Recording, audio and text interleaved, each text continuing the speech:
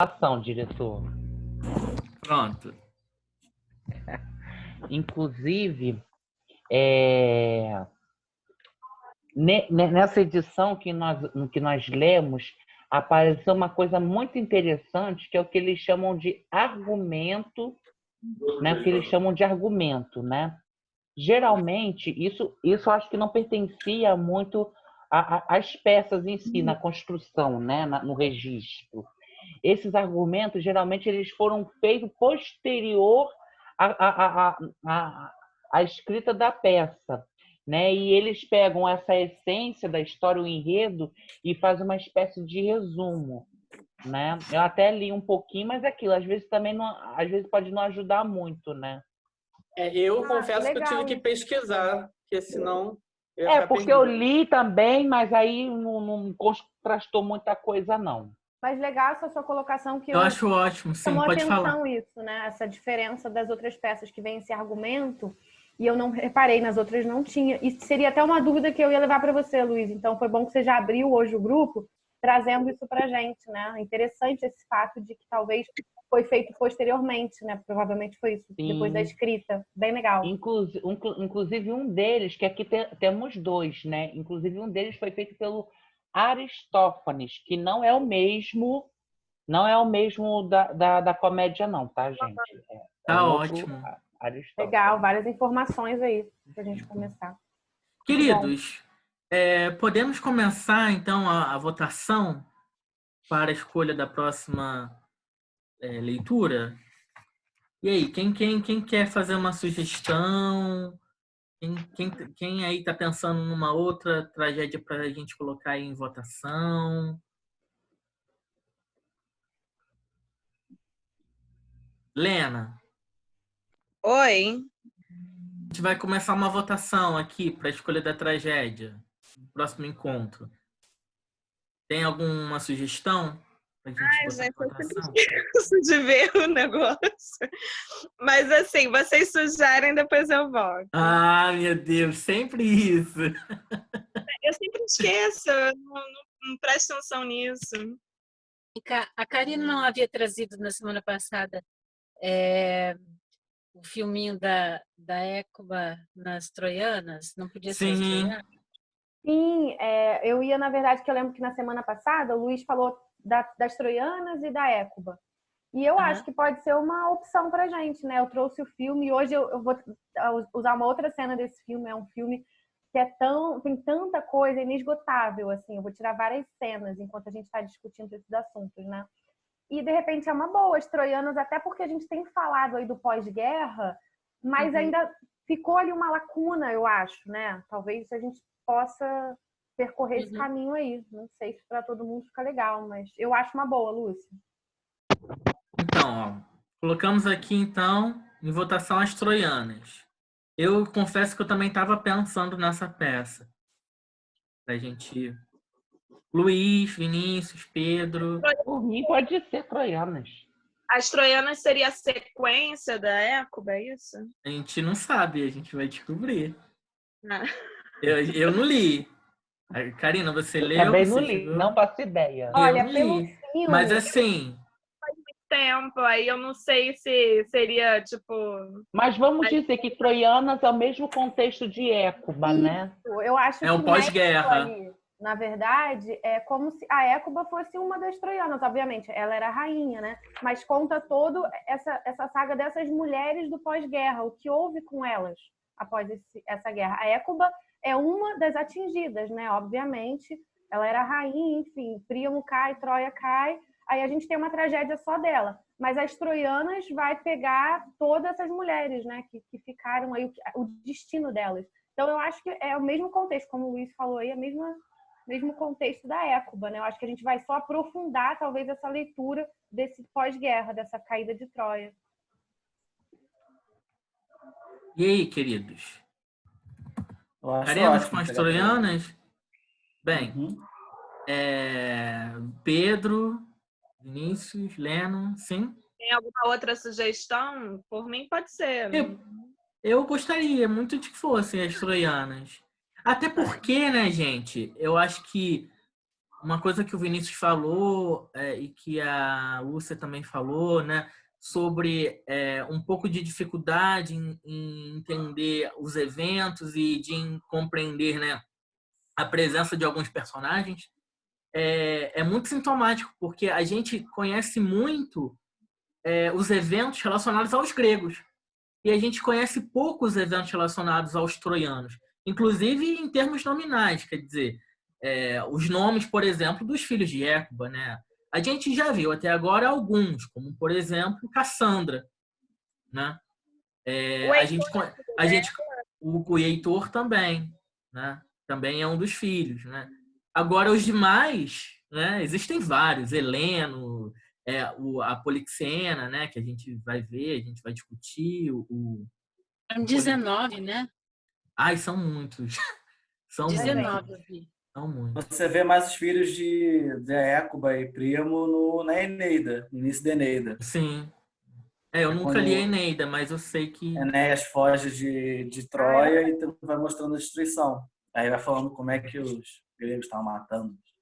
Aquilo que eu estava até conversando com o Vinícius ontem, né, Vinícius? A gente só tem conhecimento da história dos vencedores, né? No caso, os gregos. A gente não tem conhecimento da história dos vencidos, dos troianos, né?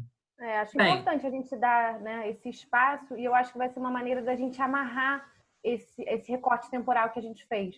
Eu acho mais válido a gente ir nisso agora do que lá na frente a gente voltar para as troianas, por exemplo, né? Sim. Eu acho que é melhor pegar esse embalo aí para fechar.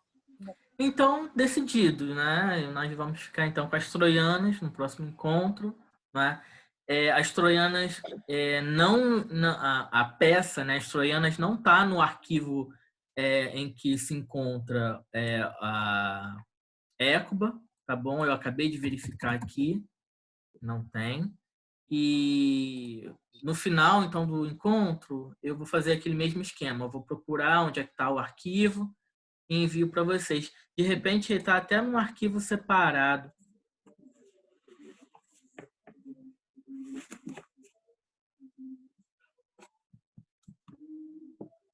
Tem que procurar mesmo. Então, Écuba, né? Essa rainha de Troia que é duplamente ou multiplamente desgraçada, não é? E, enfim, eu tenho algumas coisas para dizer, né? Mas eu queria antes ouvi-los, principalmente as pessoas que pouco falaram no último encontro. Por exemplo, o Luiz. Que o Luiz falou comigo aí durante a semana que gostou da peça, né? Que leu assim de um jato. Gente, eu fiquei impressionado comigo mesmo. Eu consegui ler com tanta rapidez que geralmente eu fico... A peça eu leio curta num também. dia. 50 páginas. A peça também é curtinha. Todas as tragédias são curtas, só que assim, geralmente eu começo 4 horas, vou terminar 9 horas da noite. Essa você foi no embalo? Senta, levanta. Eu li muito rápido. Muito bom, muito bom. Foi maravilhoso. E aí, da sua leitura, o que você achou? Qual foi Gente, a cena ou as falas que te chamaram a atenção e suscitaram reflexão? Eu achei assim coisas lindas, maravilhosas sobre Écuba. Não, agora é sério. Não, eu gostei muito dessa tragédia, né? Inclusive, Marcelo, né? Vou trazer o conhecimento de todos aqui, trouxe uma temática que é muito cara ao Eurípides, né? Que é a questão do... E agora que é um negócio aqui que eu não prestei também atenção, mas acho que deve ser isso. Que está lá no final, que é a questão do infanticídio, né? Do infanticídio? É que quando a Écuba não mata os 2 filhos do... Mata. Agora esqueci o nome do personagem. Interessante, Luiz. Muito próximo de Medeia. Muito próximo, sim. Que a gente ainda não leu, mas que a gente, né, tem mais ou menos uma noção. Isso me lembrou muito porque a Carlinda, né, na palestra que ela trouxe pra gente, né, ela comentou... Quando tava contextualiza para nós esse comentário da Carlinda. Isso, eu estou contextualizando agora.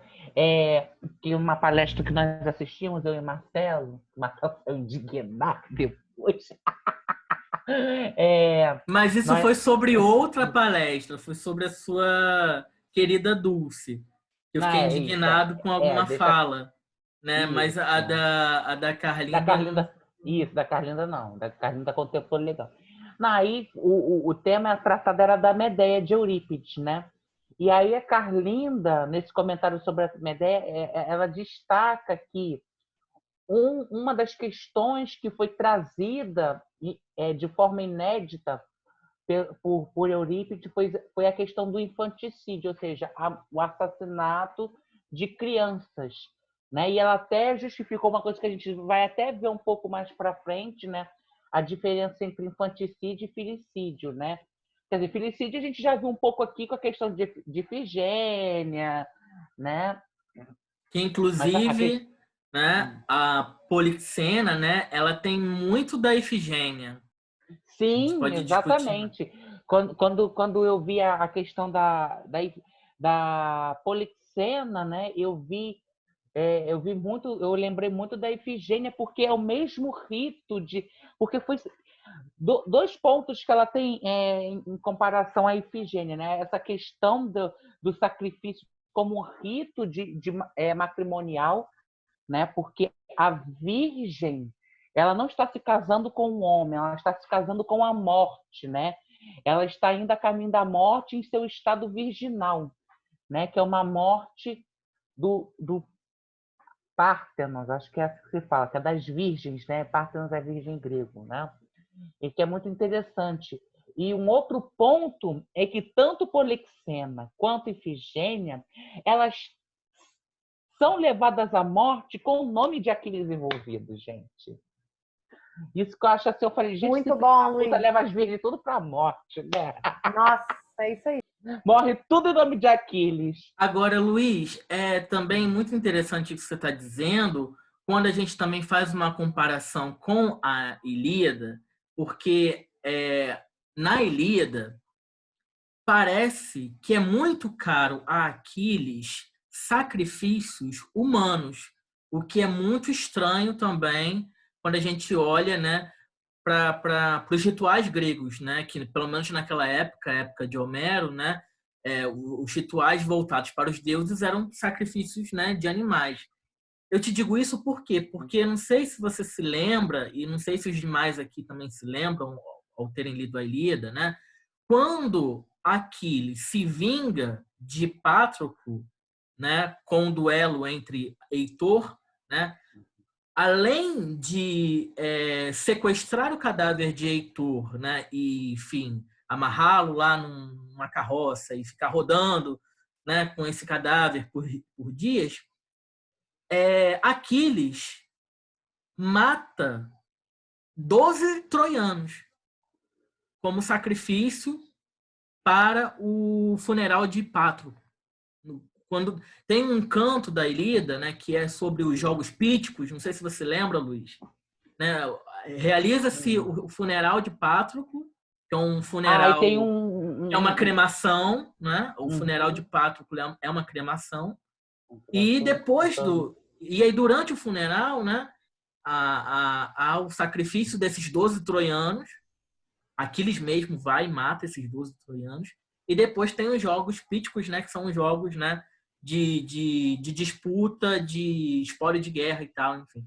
Então, quando eu li esse trecho da Polixena, né, que ela é sacrificada por desejo do fantasma de Aquiles, né, eu nem sei se a gente pode chamar de fantasma, nem sei se é adequado dizer, né, dar esse nome de fantasma, espectro, alguma coisa assim. Tem esse lance de espectro, eu fiquei assim, parece tão uma coisa futurista, ficção científica. Pois né, menina? É muito doido isso. Falei, gente, e a peça se atual. abre com um espectro. É muito sobrenatural isso, sabe? Gente, já tinha um realismo fantástico na Grécia Antiga. Um realismo fantástico, exatamente. Eles estão muito à frente. Ó, a Lena tá falando alguma coisa que eu não tô explicando. Pode falar, Lena. Lena, eu sei que isso é muito importante para você, sobre esse realismo fantástico. Quê? Você não estuda realismo fantástico, Lena? Sim. Mas Desculpa, o Luiz já encerrou? Posso Não, pode falar? falar. Eu só ia falar que para Aquiles é interessante o sacrifício humano em vez de qualquer outro tipo de sacrifício, entendeu? Só isso.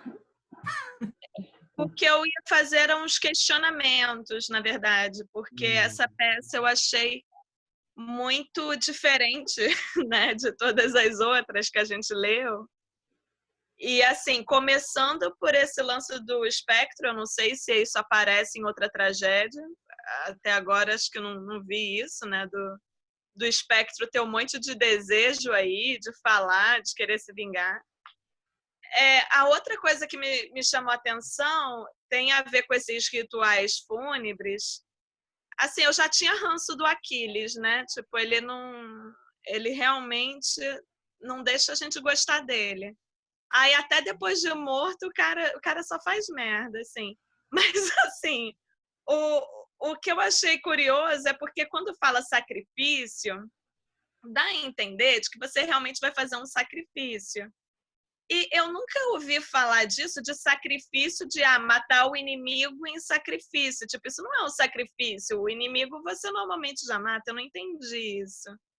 E aí a outra coisa que eu também não entendi assim, a relação da Hécuba com os inimigos dela. Tipo, as exigências que ela faz quando ela fala com Agamemnon, parece que eles são parças, sabe? Tipo, quando ela fala com o... Como é que é o nome dele? Ulisses? É o... Taltíbio? É o Odisseu, né? É porque ele... Tá, Odisseu, Ulisses. Também fica... Eu fiquei sem entender, assim, qual a posição dela e que é... Tipo, que é do campo inimigo, né? Tá aí escravizada. E aí ela fica articulando como se tivesse exigindo umas vinganças, umas coisas assim, como se estivesse falando com os amigos, assim. Aí eu não entendi isso. Então, uma psicologia bem complexa. Oi? Hécuba tem uma psicologia muito complexa, né? Tem um caráter bem complexo nesse aspecto, né? E o outro questionamento que eu tenho, essa peça, ela é completa? Porque eu achei ela tão curtinha e tão doida que parece que começa do nada e termina do nada, assim. Tipo, não tem... Eu não senti, assim, uma coerência igual das tragédias que a gente tem lido. Ela me pareceu muito diferente. Então é só isso. Eu vou deixar aí para vocês irem respondendo. É isso. Lena, eu vou te falar que eu não gostei dessa peça, em parte, justamente por isso que você está dizendo. Por essas incoerências, por essas não contradições, mas por essa incoerência mesmo, porque a impressão que eu tive, não sei se os demais tiveram, foi a de que colocou-se duas histórias numa só. A história da Polixena e a história do Polidoro. Tipo assim, Eurípides fez uma emenda ali, tá ligado? Fez costura ali mal feita. Eu achei muito esquisito. Perdoa Eurípides aqui, me perdoa Eurípides. Mas, assim... Todas as outras tragédias dele eu amei, eu achei as melhores. Assim, essa daí é que eu achei completamente perdida. Eu não sei. Ela chegou a ser atuada, né? Vocês que sabem mais disso daí, eu não sei. Parece que é uma coisa que é um projeto, não parece estar terminada mesmo. Mas sabia que a Lena falando isso me atenta para um fato de que quando eu li, eu achei que fosse quase que Hécuba caberia dentro das troianas, então talvez seja um pouco isso, sabia? Que parece que é uma coisa que se completa as duas, não sei. Talvez seja algo assim, né? Não sei. Não, e não só completa as troianas, mas também nos direciona, Karina, para Agamemnon. Porque no final a gente tem toda a revelação do enredo de Agamemnon. Né? Ele leva a Cassandra, né? Ele volta, enfim. Bem, a Lena fez uma pergunta. Eu confesso que eu não sou capaz de responder assim em termos. início, porque vocês estavam comparando a Efigênia com a... Como é que é o nome dela? Polixena. Polixena. Polixena. Xena, a princesa Poli, chama de Poli. A Lena gosta dos apelidos, então chama de Mas Poli. olha só, é complicado, porque Poli pode ser Polidoro, pode ser Polimestor. A Xena. É Xena. muito Poli esse povo aí. O que não é gratuito também, né, Luiz? Porque Poli... Eu até queria Poli depois conversar sobre isso. Porque é Polixena, Polimestor, né, o Polimestor, Polidoro, algum significado tem nos nomes. Né? E são parentes, né? Sim. É. Mas, assim, o que eu queria... Principal, assim, a minha dúvida principal é essa comparação que vocês estavam fazendo com a Efigênia. E eu achei muito diferente, porque a Efigênia ia realmente se sacrificar pelo lado dela, né? E a princípio ela não queria, mas depois ela faz isso com muito orgulho, assim, que tá defendendo lá, sei lá, a pátria dela e tal. No caso da Xena, não. Tipo, eu achei nada a ver isso. Bom, agora sim, eu vou deixar vocês falarem aí. A Xena, adorei. Então, o valor da Efigênia, né, Lena, só para contextualizar um pouco aqui o Vinícius. Vinícius, tem uma peça, né, que a gente leu, chamada Efigênia em Aulis, que é de Eurípides, né, também, né, queridos? Foi de Eurípides, né? Eurípides. Então, que Efigênia, filha de Agamêmnon, início da Guerra de Troia, quando os gregos estão fazendo expedição mesmo para Troia, né? E Efigênia é uma das filhas, né, de Agamêmnon, que enfim, convocada em sacrifício, né? Eu não me lembro por quem, né? Foi pela deusa Ártemis, né? E aí o ponto central da peça Efigênia em Aulis o Agamêmnon, inicialmente ele aceita que a filha seja sacrificada, depois ele se arrepende, aí Menelau tenta convencê-lo de que não, de que ele tem que deixar a filha em sacrifício. No fim das contas, Efigênia acaba chegando ao acampamento dos gregos e, ao tomar conhecimento, né, de que ela deveria ser sacrificada, ela acaba, então, assumindo essa tarefa. Vou ser sacrificada em prol do sucesso dos gregos na Guerra de Troia. Então, só para você, né, fazer as conexões com a Polixena, porque a Polixena também tem a mesma postura de Efigênia. Quer saber de uma coisa? Eu vou ser sacrificada.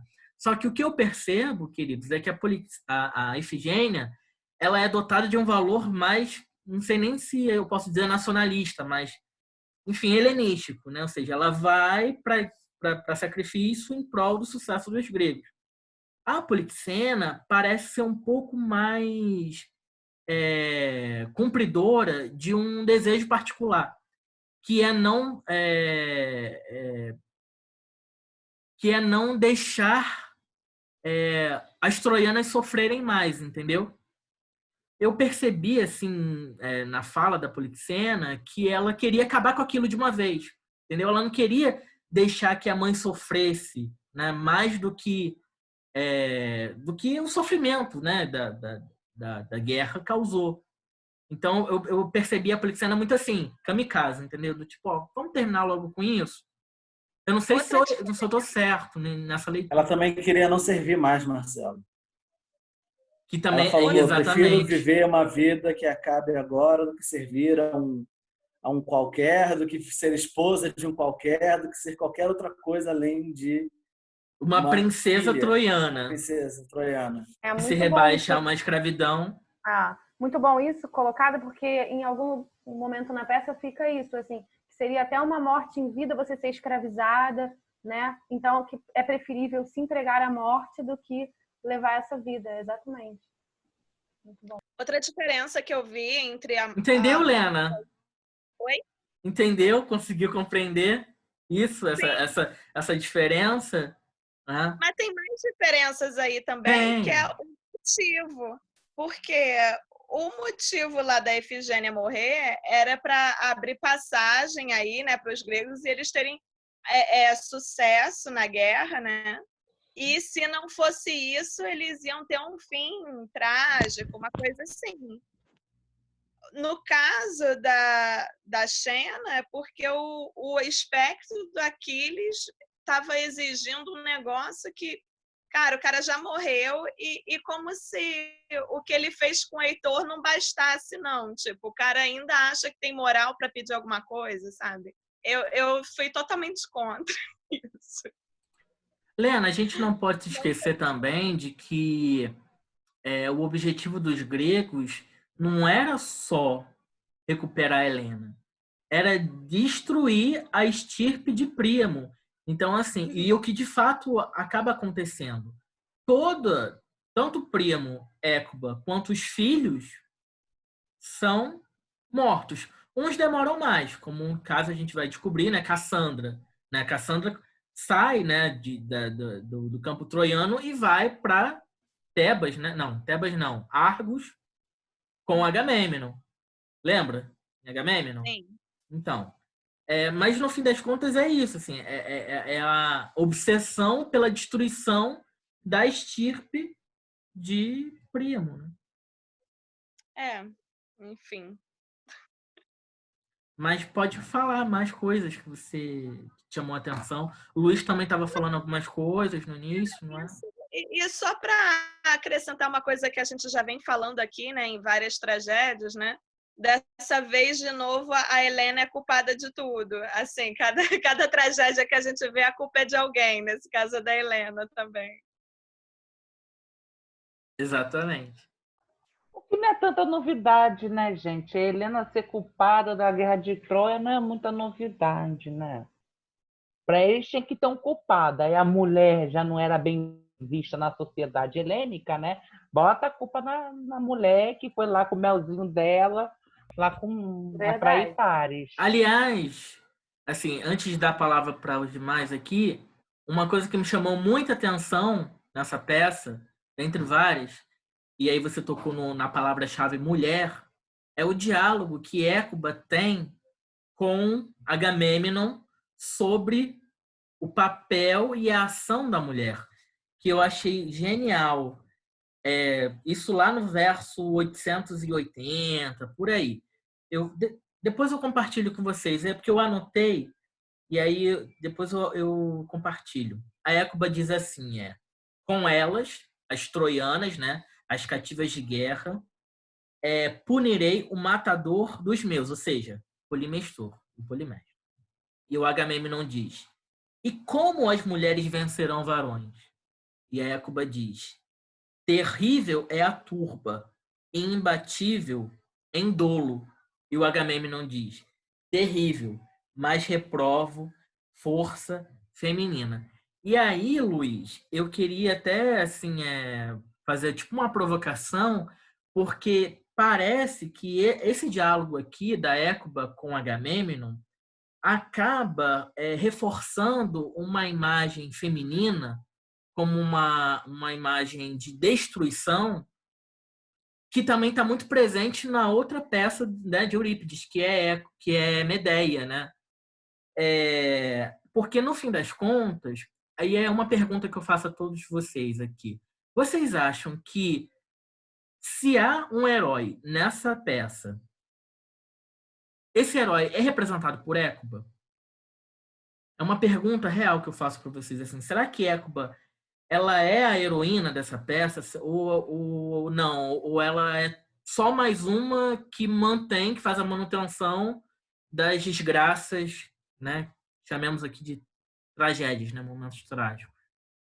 Queria jogar aí essa provocação para vocês, porque isso me chamou muita atenção. É lógico que tem um discurso altamente misógino de Agamêmnon, né? Nesse trecho, mas tem um lado da Écuba que diz, olha, eu também tenho a força, né? E eu tenho mais força em conjunto. Um conjunto feminino, ou seja, a Écuba e as troianas, né? As cativas de guerra. Então, eu fiquei muito assim, né? E também, claro, Écuba, ela fala que vai fazer justiça, mas será que é mesmo justiça? Também é uma outra questão que eu também jogo aqui para vocês. Não sei se também chamou a atenção. Depois eu falo mais.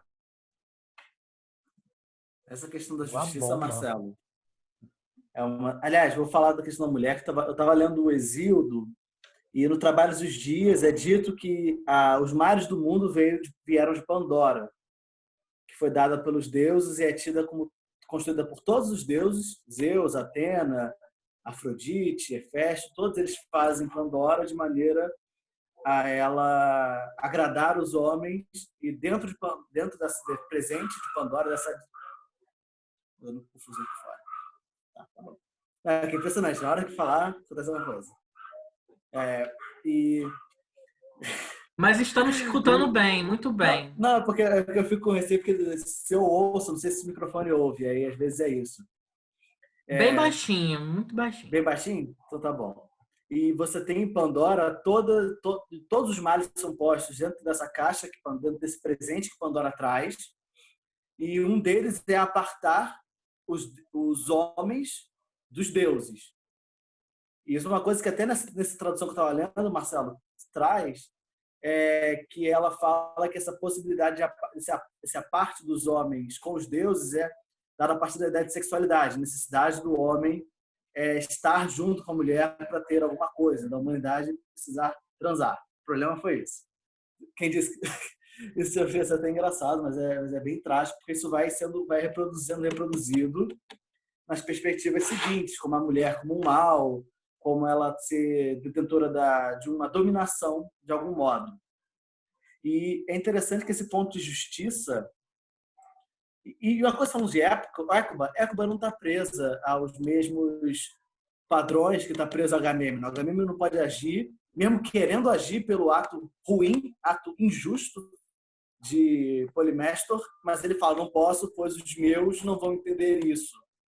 E é necessário que todos participem da decisão. E se falo que Écuba falou uma coisa, Écuba não é uma figura considerada entre os eles, só entre os reis que escutam Écuba. Chega a ser engraçado isso. E isso, dentro da peça de Écuba, quando eu li anteriormente, lá na época da aula do Eduardo, que eu tomei um 6 porque eu trouxe essa questão porque não fazia parte da pergunta, eu guardo isso dentro do meu coraçãozinho, rancores. Você tem uma discussão entre honra e justiça que se dá a partir. A honra é uma forma de proteger a força dos heróis. A honra de Aquiles estava em jogo quando era necessário o sacrifício. Mas é uma questão de justiça quando vem e um hóspede é morto por qualquer outra pessoa. Os gregos consideram isso uma questão de violar Perfeito. as leis divinas. A hospitalidade é um favor muito caro. Só que a gente Sim. não pode esquecer, Luiz, olha, Pedro, que Écuba é uma troiana.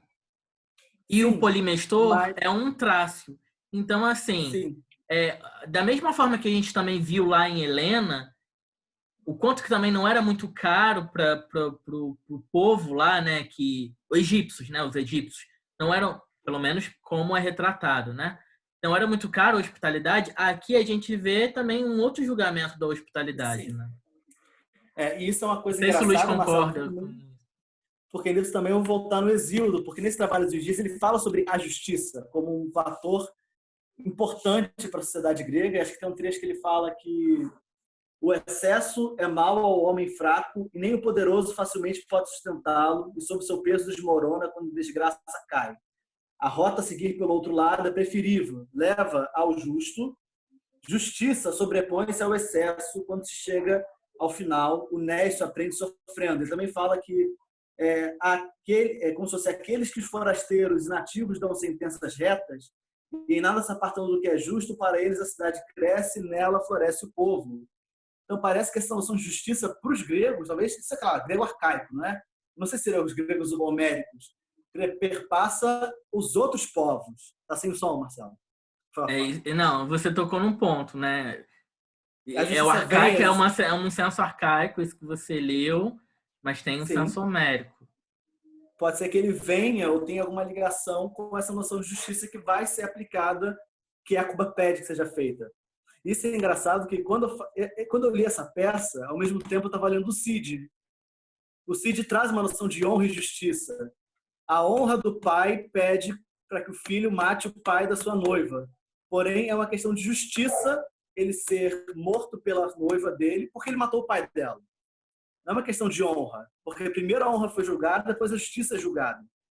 Isso chega a ser engraçado, porque a gente tem um problema desse, talvez. Porque, tá bom, as mulheres mataram os filhos do Polimestor. Só que o Polimestor primeiro matou os filhos dela. E é curioso que eles trazem o contrário também. Eles já apresentam para nós que a mesma coisa aconteceria caso os troianos invadissem a Grécia. Lena, você está escutando isso que o Pedro massacres. está dizendo? O Pedro está explicando Sim. justamente essas contradições, né, que você, né, em relação a Écuba, né? Como é que Écuba pode, entendeu, considerar o seu inimigo um amigo, né? Justamente por esse valor que, enfim, que é caro a ambos, né? Não é, Pedro? Ainda que eles sejam de inimigos em guerra e de nacionalidades diferentes, né? Existe, né, um valor, né, supremo, né, que é esse da hospitalidade. Mas uma pergunta, Luiz, você pode me responder isso? As colônias gregas na Anatólia não eram também consideradas helênicas ou elas eram muito diferentes das outras? Porque, por exemplo, eu sei que a Trácia fica ali na região no Bósforo, no Estreito, só que eles tinham uma diferença tão grande dos helenos da península, do Peloponeso mesmo? Ali da Atenas, Esparta? Tá sem som. Esqueci desse tempo. Pergunta difícil é foda, né? Mete o... Eu vou te dizer que, curiosamente, eu estava lendo sobre isso hoje. Lendo Luiz Costa Lima. Eu não me lembro agora saber exatamente sobre essa divisão aí geográfica, não vou saber te responder, sinceramente. Mas Não, eu posso tranquilo. ler aí. Olha, Mas eu acho que a Anatólia pertencia, porque tem um termo que é Grécia Anatólica, né? Talvez acho que pertencia. Mas isso em que aí, século? Aí, século... Vai depender, né? Porque século é uma VI, divisão, por exemplo. Esse negócio Porque de se for o cidade século de estado VI, a gente pode discutir sobre isso. Século VI, século V, porque eu não sei aí... qual é o século da Guerra de Troia. Temos um problema. Ah, não. Aí, porra, aí você... Aí tá sacanagem. Bem antes do século VIII, né? Porque a Ilíada é do século VIII, né? Agora, vamos falar das tragédias, porque em se tratando das tragédias, né? As tragédias são do século o quê, Luiz? Século V, século IV, exatamente. Nesse período, já aconteceu, por exemplo, né? Conforme a Ana nem está mais aqui, né? Mas a Ana já mencionou isso em outros momentos, né, Pedro? A guerra, por exemplo, do Peloponeso, né? A guerra, né, de Atenas contra Esparta, né? E a consolidação de valores como, por exemplo, a democracia, né? Regime democrático, né, e tal. A queda dos reis, dos basileus, né, da aristocracia, né? Enfim. Mas aí, repete, Pedro, a sua pergunta, porque aí eu acho que dá para eu responder. O que eu tinha perguntado era porque a gente está falando, no caso dos trácios e troianos. Eles não chegam a ser tão diferentes quanto são os egípcios, porque são realmente as colônias gregas no Egito, qualquer influência do Egito ali na Grécia, eles são civilizações que têm origens diferentes. Os trácios e os troianos, os gregos, talvez não sei se eles têm um pano de fundo próximo, pois eles louvam os mesmos deuses. Eles têm a vida das mesmas formas. Sim e não. Existe uma influência, acho que o Luiz também pode responder junto comigo. Existe sim um substrato mitológico divino parecido, mas com as suas variações, né? Da mesma forma que a gente tem... Luiz? Oi, onde? Na Trácia. Ah, sim. Que é o que o Pedro está perguntando. Se, por exemplo, existem alguns códigos em comum entre por exemplo, a Grécia continental, né, Pedro? E os trácios. É isso? Eu digo que sim. Pelo que eu já li, Pedro, sim. E não, entendeu? Da mesma forma que existem variações dos deuses, por exemplo, Júpiter, de diversas maneiras. Júpiter, né? Não, Zeus também, né? Isso fica evidente, o Pedro, quando a gente lê, por exemplo, trechos da Ilíada, em que se mencionam os povos aliados dos troianos que fazem preces a determinados deuses, como, por exemplo, Apolo, Afrodite, Marte. Aliás, eles fazem muito na Ilíada, né? Os povos trácios, né? Ou seja, os aliados dos troianos, muitos pedidos, né? A Apolo e a Marte. Então tem, sim. A Mas eu Marte não ou sei a se- Ares? A Ares, só que enfim, a gente acaba. Não, tudo bem, só pra entender. E vocês sabiam, ô Lúcia, você tá aí? Lúcia, eu descobri esses dias, gente, que martírio vem de Marte. Eu descobri que o martírio, né? Martirizar-se, essas palavras vêm de Marte. Eu não sabia disso, gente. Eu não sabia, não. A pessoa faz letra, Sabia disso, não. Vivendo e aprendendo. né? Mas enfim, Pedro, você tem mais alguma coisa a dizer? Não, A era só isso mesmo. Lena, Era o só Luiz. essa questão que eu queria falar mesmo, da questão de honra e justiça, que me atraiu muito em Yacuba desde sempre e agora pude Por rever. enquanto, não. Mais Você velho, 2, 3 anos acredita depois. então que Écuba ela é detentora da justiça Eu ou acho que de uma ela certa é forma de detentora de justiça. uma honra ou não? Eu- Ou ela é só mais uma de inúmeros heróis que fazem uma confusão entre honra e justiça e justiçamento? Olha, é que a noção de justiça que a gente tem é uma justiça muito própria à nossa cidade moderna, né, de certo modo. Justiça judiciário, julgamentos ou talvez seria, ou eu não sei como é que era a justiça em Atenas democrática. Eu não sei eu sei alguma coisa que eu não sei como é que era o processo jurídico, se havia algum desse modo. Porém, Orestes mostra isso um pouco. não, sim. E mas eu acho que ela está detentora ali da justiça, enquanto a honra é dada aos heróis, os heróis a ser honrado, a honra deles, por exemplo, Aquiles, mesmo morto, ele fala: como podemos esquecer o melhor de nós se agora ele morreu e ele não é mais o melhor de nós? Ele vai ser sempre o melhor de nós, sempre vai ser próximo, cara a nós. Por isso é justo honrar, por isso é bom honrar essa atitude, esse pedido. Não quer dizer que eu concorde com Aquiles. Mas acho que é o Odisseu que Você é fala o isso, né? você é o que detesta É muito Aquiles, rápido, que nem a Helena, né? A Helena, ela tem um ódio não detesto brutal por Aquiles, eu acho Aquiles. que Aquiles aprendeu a lidar com os sentimentos dele. Só que o Odisseu é sempre meio, você fazendo o termo, é meio rato, né? Ele é sempre meio, ele está entre aqueles que apoia a justiça e a forma religiosa de agir, porém, como se diria, o dele nunca está na reta.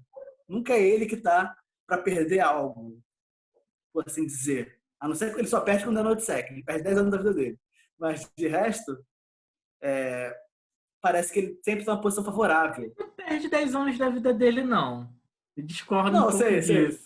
Ele ganha muita coisa. Tipo, é engraçado que ele fica 10 anos viajando, só que ele chega a ser curioso. Mesmo, mas eu acho que Écuba segura essa noção de justiça. A justiça por uma regra da hospitalidade que é tirada. Ela compreende o fato de Troia ter sido destruída, amaldiçoa os gregos. Ela também acho que amaldiçoa Paris, ou fala mal de Paris em algum momento. Paris acho que é filho dela, né? Na verdade, eu não me lembro desse momento, mas eu sei. Ela fala mal de O coro fala. Sim, o coro. O coro que é das troianas fala mal de Paris, da atitude de Paris que destruiu Troia. E eu acho que nesse caso, e você vê que ela nem se move muito a querer impedir ou falar: vocês estão cometendo um erro. Porque não tem muito que ela possa fazer, mas nesse caso, como ela pode pedir a justiça aos gregos que ela conhece os atos, ela acho que ela pode tentar cumprir isso. E ela consegue cumprir com as próprias mãos. Até porque a justiça normal, a justiça dos homens, realmente a justiça dos homens, não acontece. Mas acho que sempre muita fonte de discussão. Eu achei bem legal isso. Eu achei muito legal também, Pedro, que nessa peça não há presença dos deuses, mas há a presença de entidades divinas. Quer dizer, entidades que, na verdade, não vou nem dizer divinas, né? Acho que é um equívoco. Entidades que fazem parte agora de um outro plano, né? Que é o Polidoro, né? E Aquiles, né? Então, e é muito curioso, né, o Luiz, Lena, Lúcia. Acho que vocês concordam, né, com isso.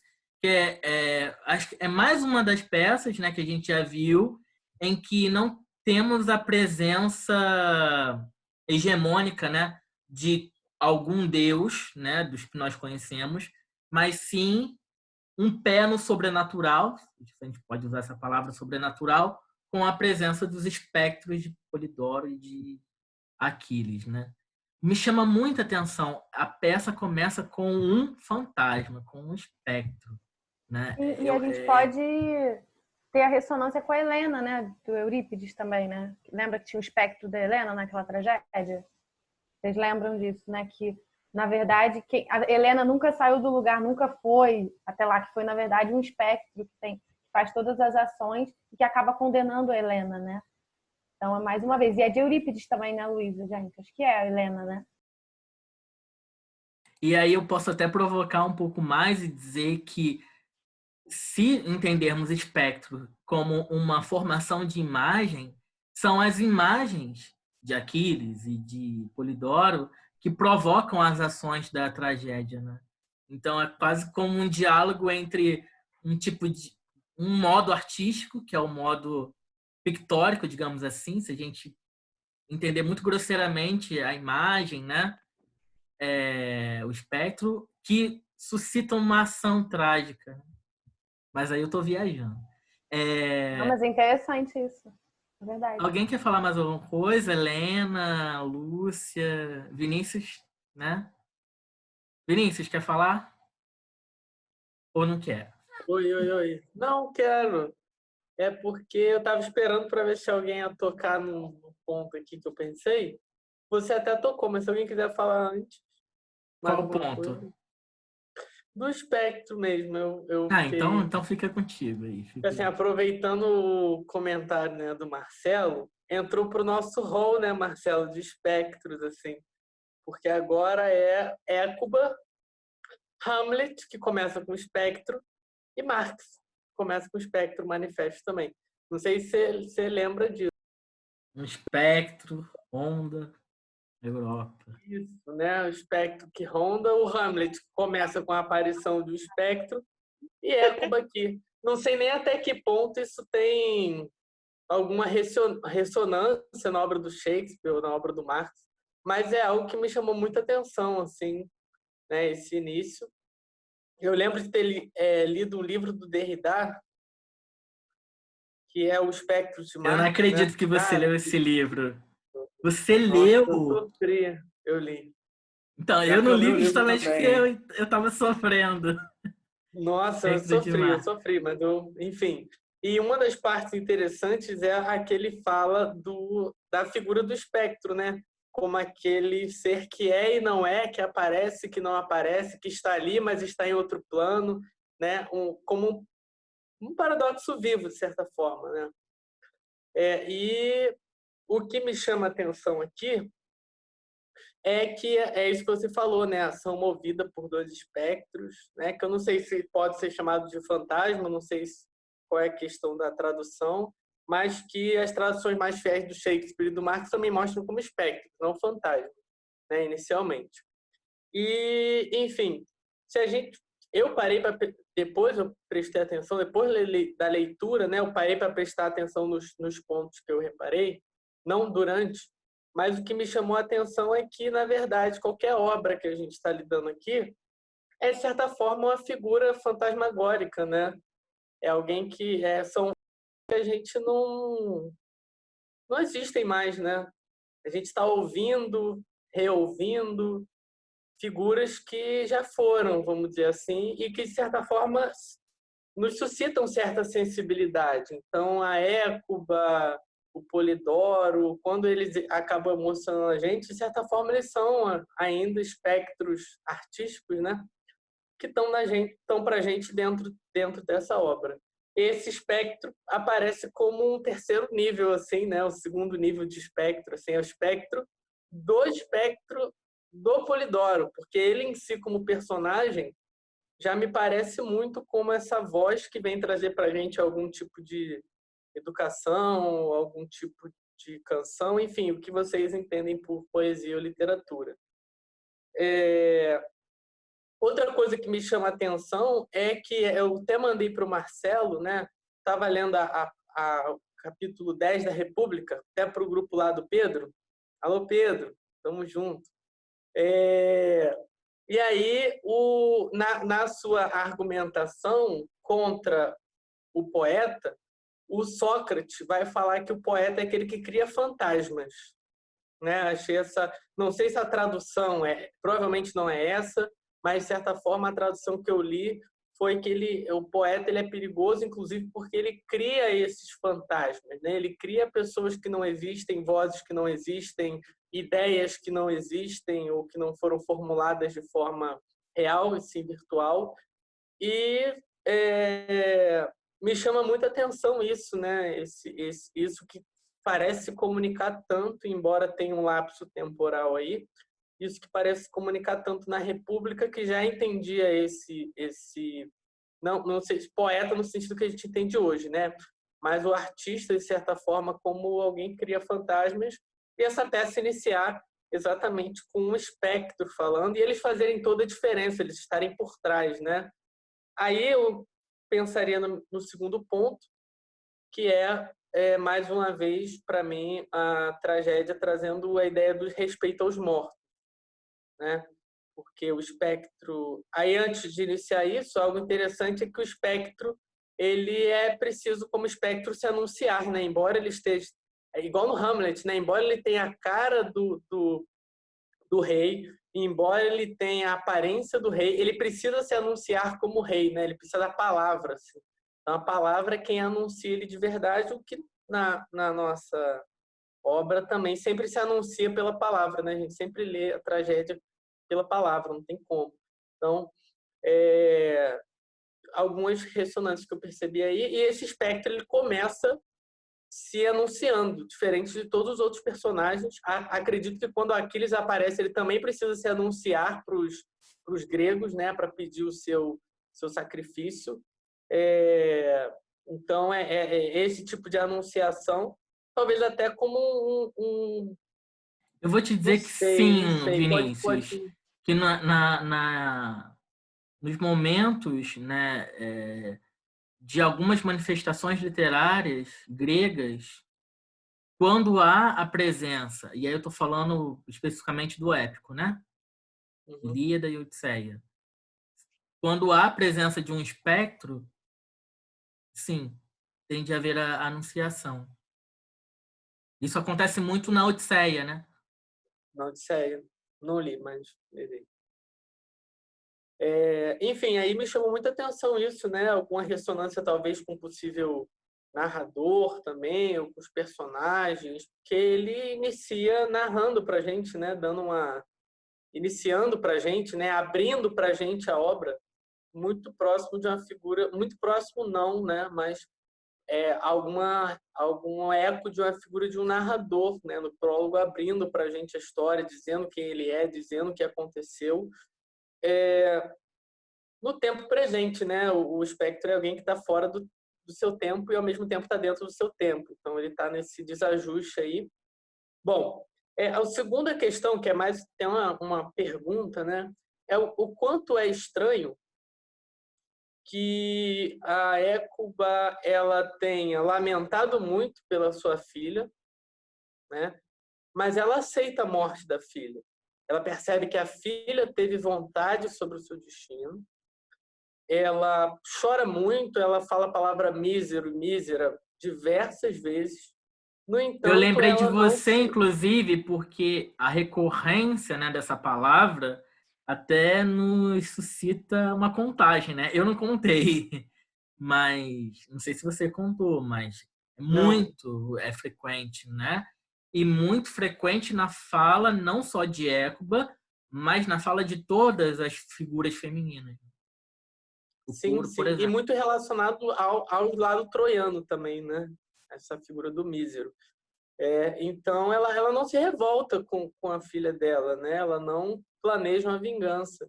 Enquanto pro filho, ela planeja esse tipo de vingança, né? E aí eu pensei até que ponto a ciência da filha em se sacrificar e a não ciência do filho em morrer, né? Ou na verdade que existe na questão da filha e na falsidade que o polimestre apresenta para ela, tem ressonâncias nessa vontade de vingança dela, né?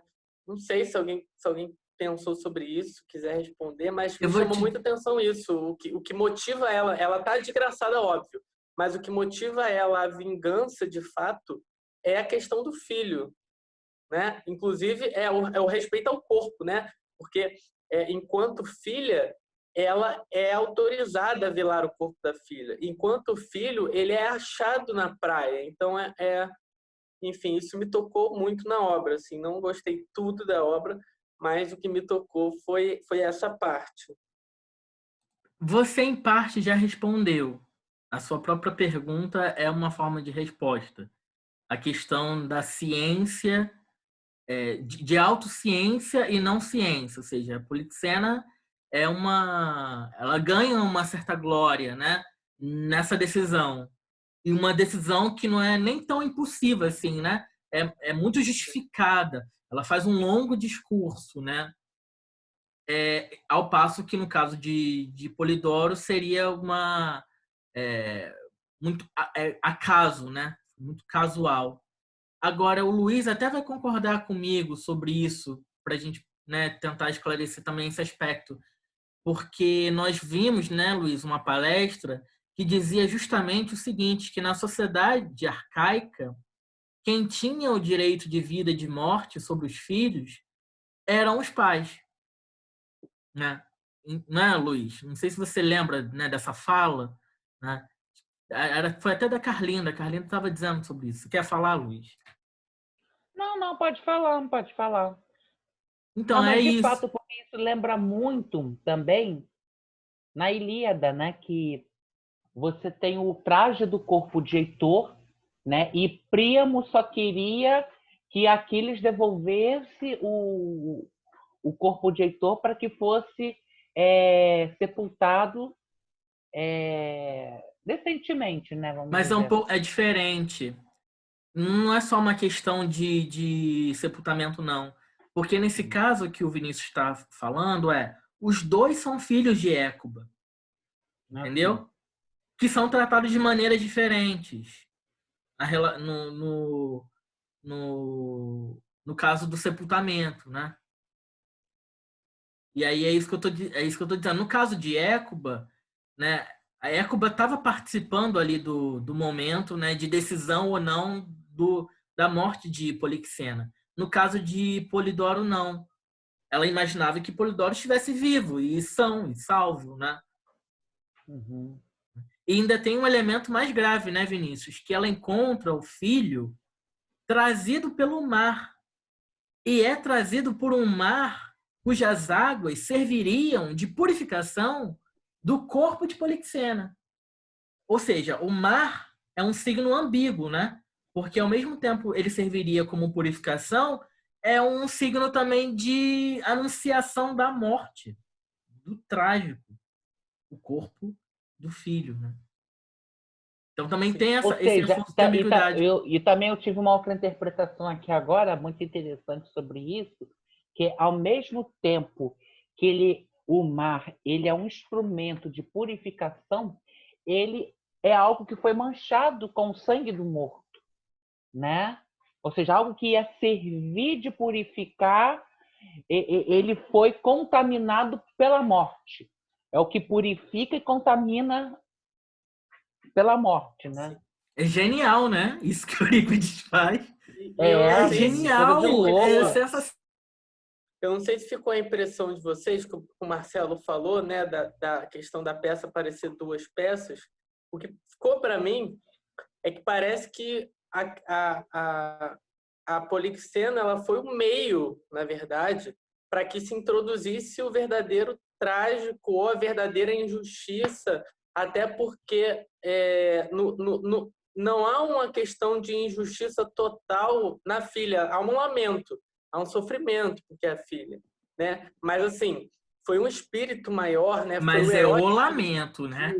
Vamos o falar a lamento, verdade. claro. Porque Mas o segundo, Écuba ela não diz tem... que ela morre, ela está morta, como a Karina falou no início.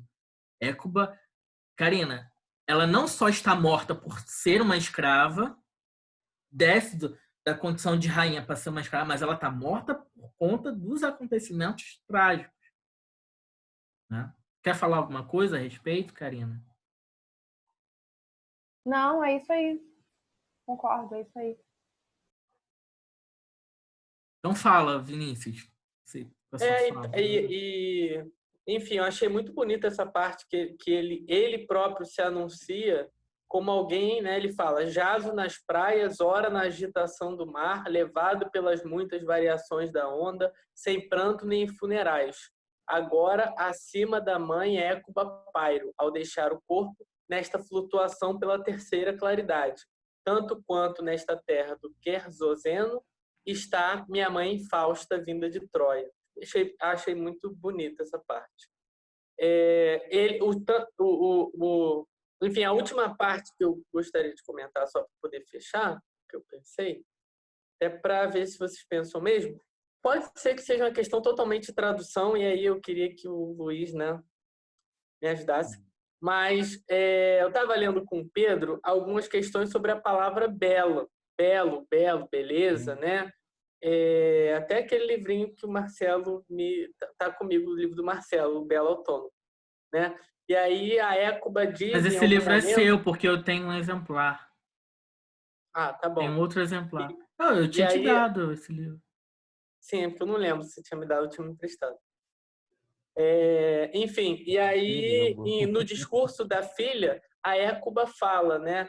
Belas palavras, filha, mas ao belo dor concerne. E aí eu não sei se belo aqui estaria traduzido como kalos, né? Aquele kalos ou kalos, né? Que acho que é próximo do belo.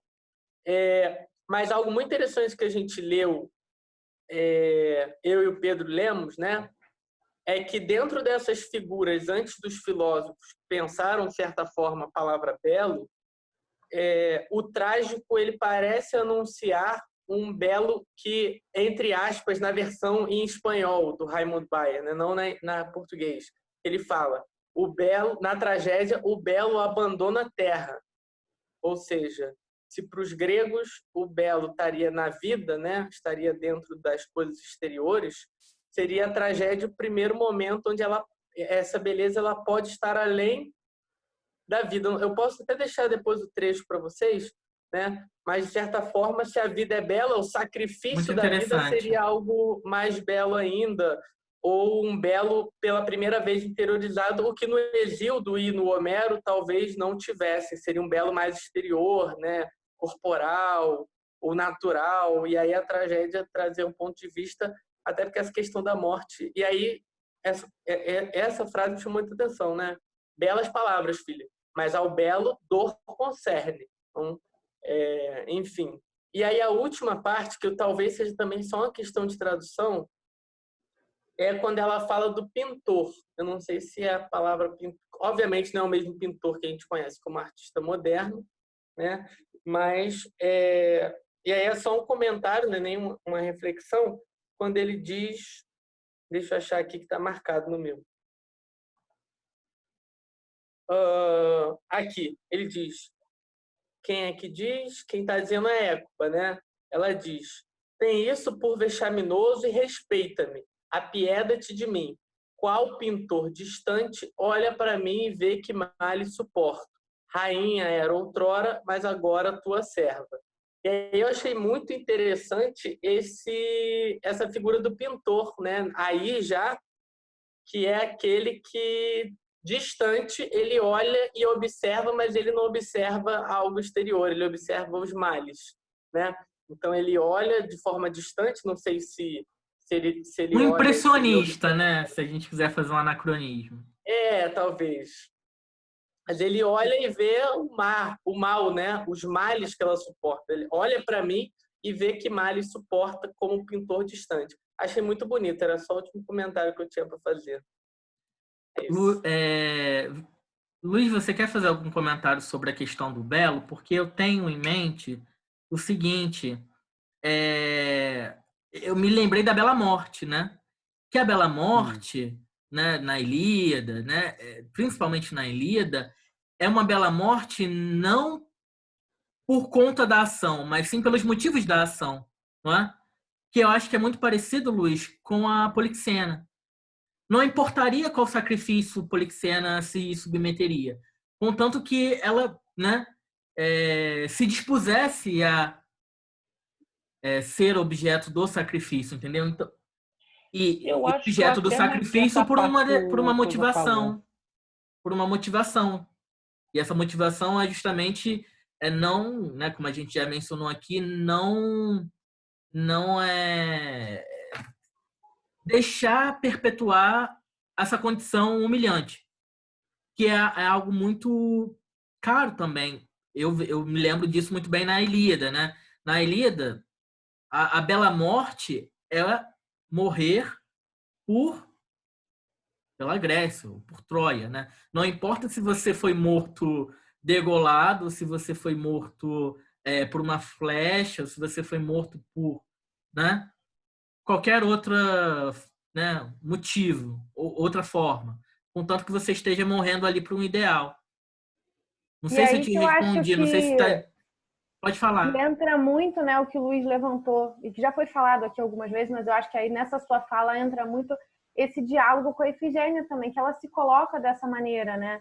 Ela encara aquela morte, mas é por algo maior, né? Eu acho que a Bela Morte também casa muito bem aí. E é muito curioso, Karina, porque Sim. algo que a gente acreditava ser somente do épico, na verdade, contamina os outros gêneros literários, né? Como no caso a tragédia, não é? Muito bom. E essas duas jovens, né, a Ifigênia e a Polixena, né, elas dão um banho de coragem nesse fim, assim, porque elas se colocam mesmo, eu vou fazer isso. Tem no início um momento de não quero, né, fico, mas depois não, elas dão um banho de coragem, eu achei. Acho que aí, eu acho que há muitas ressonâncias entre a Ifigênia e como já foi colocado, né, e a Polixena. Eu vejo, assim como a Lena, eu acho que tem diferenças, sim, mas eu acho que o Luiz abriu o grupo muito bem hoje, tecendo essas relações. Até isso em questão das mães, do desespero, né? Eu lembrei da Clitemnestra em várias falas da Écuba, quando ela diz, não arranca minha filha dos meus braços, né? Isso eu lembrei muito. Eu fiz logo também esse diálogo com a Clitemnestra, né? Só aí para... Écuba se encontra muito desesperada com esse sacrifício de Polixena, né? E realmente essa questão do... Oi, fala. Só tinha uma pergunta, aproveitar para o Luiz já estar comentando, para ele comentar. Me lembrou muito quando eu li A Greve do Sexo, né? Que é mulheres versus homens. E aí, querendo ou não, o Polidoro tá morto, o Príamo morreu, mulheres contra homens, né? Não sei se era um tema também que passou a ser colocado na tragédia, nas comédias. Luiz, antes de você fazer um comentário, eu queria rapidinho dizer o seguinte, que eu percebi que essa peça, né, ela se encaminha de um protagonismo feminino, né, de um protagonismo feminino para um protagonismo mais masculino. Não sei se vocês conseguiram perceber isso, né? Por quê? Porque primeiro a gente tem o motivo da Polixena e depois a gente tem o motivo do Polidoro. Entretanto, em termos de ação dramática, a gente vê primeiro as mulheres presentes, né, nas cenas e depois os homens. Agamemnon, Taltíbio, o Polimestor, né? Então é muito curioso isso, né? Como esse polo também masculino e feminino é trabalhado de maneira física e de maneira mais espiritual. Não sei se vocês também repararam nisso. Sim, sim, eu ia até falar um pouco disso, porque vocês falaram que nós temos duas tragédias dentro de uma, né? Que é a primeira tragédia de Policena e depois a tragédia de... Gente, eu só queria lembrar o seguinte, Luiz, eu vou te dar a palavra. Temos meia hora, nossa amiga Lúcia, né, tem algo a dizer, a Helena também, né, só para a gente poder administrar o nosso tempo, tá? E desculpa aí a fala, Tranquilo. João. Então você tem duas tragédias dentro de uma, né? E essa coisa de planos, a gente vai perceber. Eu vou fazer até um comentário genérico para não ter, porque eu iria me referir a uma outra tragédia que a gente ainda não leu, então vou deixar na expectativa. Segura. Mas isso é muito. Não, vocês falando essa questão, realmente, assim, nos causa um certo estranhamento, mas isso é muito comum, em alguns momentos, você ter essa subdivisão, né, de tragédias dentro de Eurípides e também, assim, uma tragédia desencadear a outra também. Né? Então, e justamente está muito ligado com isso que você falou também agora, Marcela, essa questão de primeiro trazer uma tragédia feminina e, por conseguinte, uma tragédia masculina. Né? E aí dá a entender o seguinte, que quem promove de uma forma a ação trágica, né? O responsável pela ação trágica é o corpo feminino. Né? A gente pode entender a partir disso, a partir de Eurípides. Né? Acho que a gente tem que até olhar com uma certa atenção, porque vem muito Eurípides como um precursor, aquele que dava um destaque às mulheres, né? Mas, assim, às vezes a gente olha muito com um olhar anacrônico, então, assim, às vezes a gente tem que ter um certo cuidado ao olhar para isso, né? Com que intenção Total. ele quer trazer um relevo, um destaque, ou quer também trazer algum tipo de culpa, né? Então, assim, é bem interessante esses jogos cênicos, literários que são construídos a E por partir isso que eu te da digo, tragédia. aquela provocação que eu fiz no início sobre a Écuba ser heroína ou não, e que o Pedro respondeu, eu vou dizer que, no fim das contas, assim, a minha visão é de que Écuba ela não soluciona o trágico. Tanto que no final, né? No final a gente não sabe do destino de Écuba, a gente não sabe do destino de Polimestor. Quer dizer, a gente sabe porque Polimestor dá alma de adivinho, né? Mas ele, assim, a única morte que acontece é a morte da Polixena, que a gente sabe como é que é. Inclusive, Taltíbio faz questão de dizer como é que foi, né, a morte dessa mulher. E o Polimestor, né, dá uma de Édipo ali, né, não sei se vocês se lembram, mas tem uma certa semelhança com Édipo, né? Furam os olhos, né, do Polimestor, então é uma meia punição, eu não sei dizer.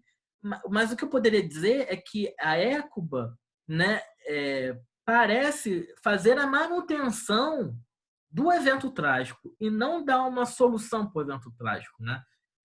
Diferentemente do que a gente viu nas outras peças, não é, Karina? Eu acho que nas outras peças, quando a mulher, né, quando uma protagonista feminina estava envolvida na ação trágica, ou ela era a instigadora da ação ou ela era a que resolvia, né, a ação trágica, né? E nesse caso não. Nesse caso a Écuba parece que ela mantém, né, ela mantém viva o evento trágico. Não sei se, enfim, se faz sentido, né?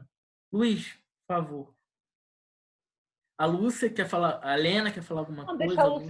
deixa a Lúcia falar que depois eu falo, então. A Lúcia tá assim, ó, uma carinha fechada, ou tá pensando, ou ela tá falando assim, ó, tem algo a dizer. Não, eu vou dizer o que vier ao coração, tá? Então, gente, vocês são todos muito iluminados.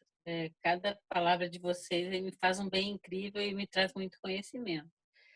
E vem me ajudar a nessa fase da minha vida de uma forma muito, muito incrível. Bom, vamos lá. A Écuba, ela fala muitas vezes da sua própria velhice, e os outros também falam que ela está velha, né? E atrelado a isso, ela fala da miserabilidade dela, né? Que ela é uma miserável e que ela ela vive nesse momento uma servidão. Então parece que essas três coisas juntas, elas não combinam. Não dá certo você ao mesmo tempo ser velha, miserável e subserviente ou serva, escrava de alguma coisa, né? Porque é uma fase da vida em que você deve estar vivendo um momento de libertação e não um momento de estar preso a alguma coisa e de ter sentido que não tenha valido a pena, né? Digo isso com propriedade de onde eu estou vivendo, né? Do ponto que eu estou vivendo nesse momento e que vocês, se Deus quiser, vão viver também, isso vão ter mais idade, né? No alto dos meus 55 anos, eu penso que quanto mais velho a gente estiver, a gente tem que estar entendendo a vida de uma forma melhor, mais sábia e mais libertadora. Isso se você ainda continuar preso a tantas coisas que não são essenciais, que são acidentais nessa vida, você não vai estar vivendo bem, né? E a Écuba, ela certamente era miserável porque ela estava se sentindo presa, estava se sentindo escrava, além de realmente pesarosa, né?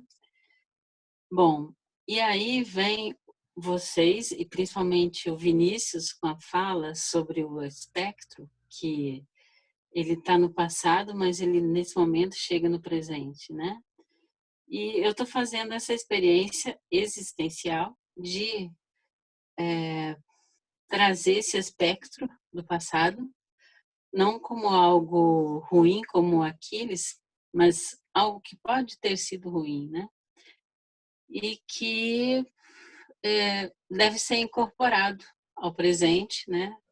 No sentido de ser aceito e, ao mesmo tempo, de ser auto-perdoado, né? Isso aquilo que faz parte da história da gente, não tem como você jogar fora, não tem como você dizer isso não sou eu, isso já foi, isso já era, né? Isso está incorporado de alguma forma ao que a gente é nesse momento e por isso, se não te agrada, tem que ser perdoado, né? Faz parte. E, bem, é isso o que eu pensei.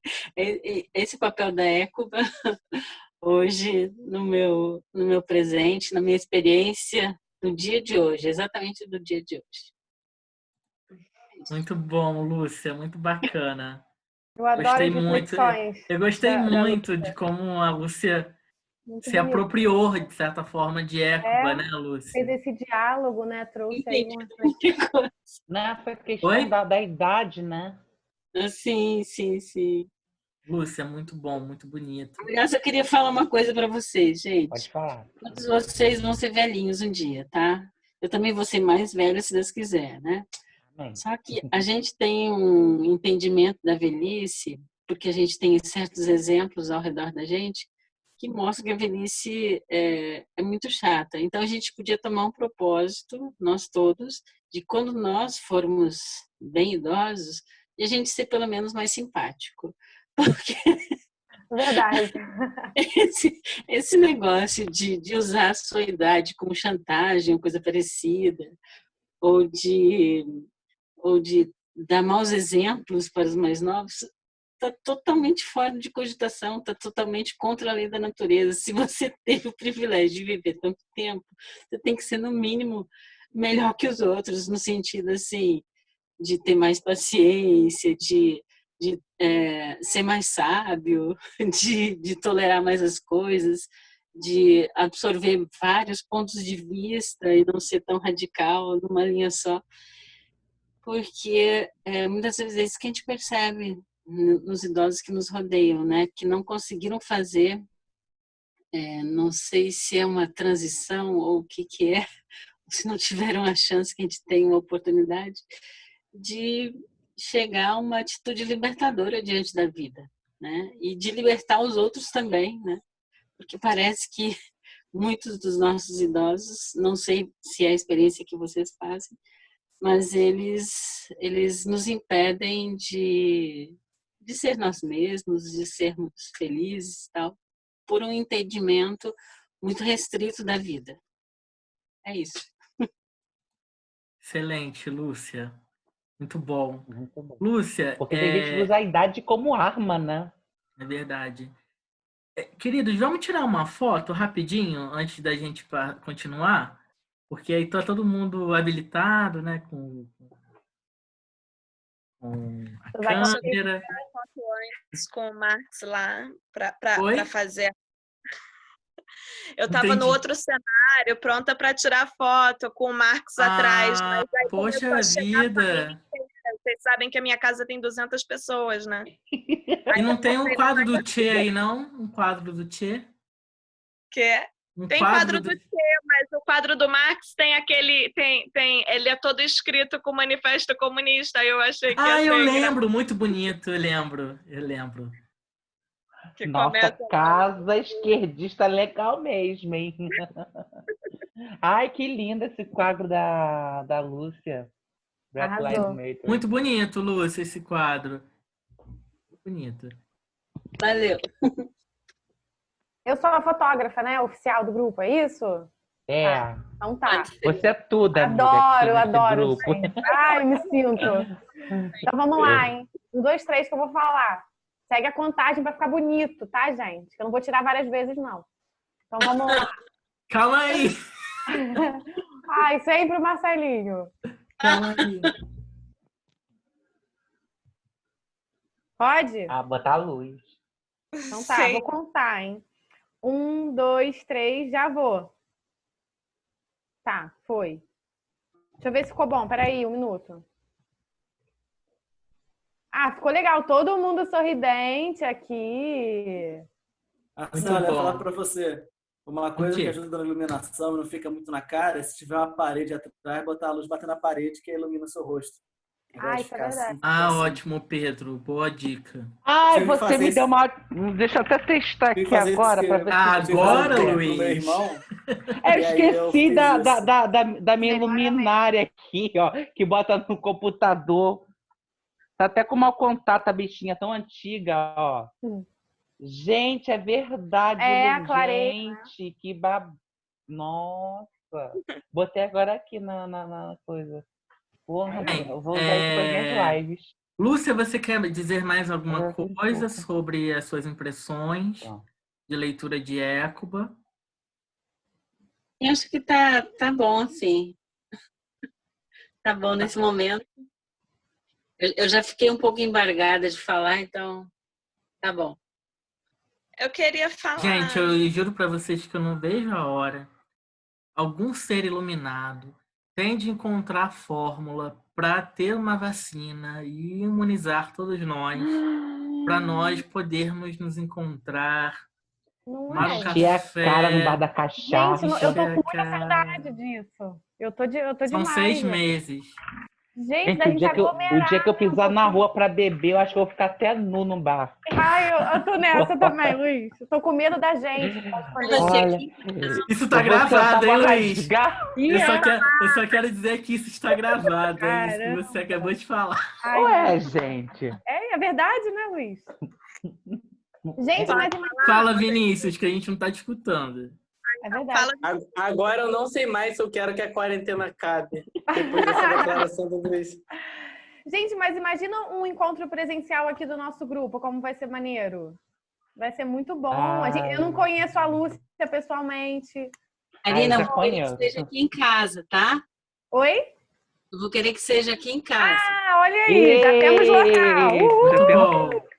Já temos local. local. Já Muito bom, animei, muito já bom. animei muito. Ok. Bom. Queridos, Helena, você tem outras reflexões para não? quero eu quero falar, já tem... Ó, antes da foto já. Ah, meu Deus. Aí vocês ficam me ignorando aqui, tô chateadíssima. Eu sei que você Ninguém tá quer... ignorando a Sentimentalismo grávida, da não. grávida, gente. Já vai fazer a nossa consciência Gente, é pesar. verdade. Olha aí. Desculpa, Helena. É só para comentar um pouquinho os últimos comentários de vocês, né? O Marcelo estava falando aí sobre a cegueira, né? E aí me fez pensar nas tragédias no geral, né? Quando tem um vidente, normalmente ele é cego, né? E o Édipo, ele se cega no momento que ele enxerga a verdade, né? Então, tem uma analogia dessa, né? Da cegueira para poder enxergar alguma coisa, né? E aí, no caso, esse cara, eu esqueci o nome dele agora.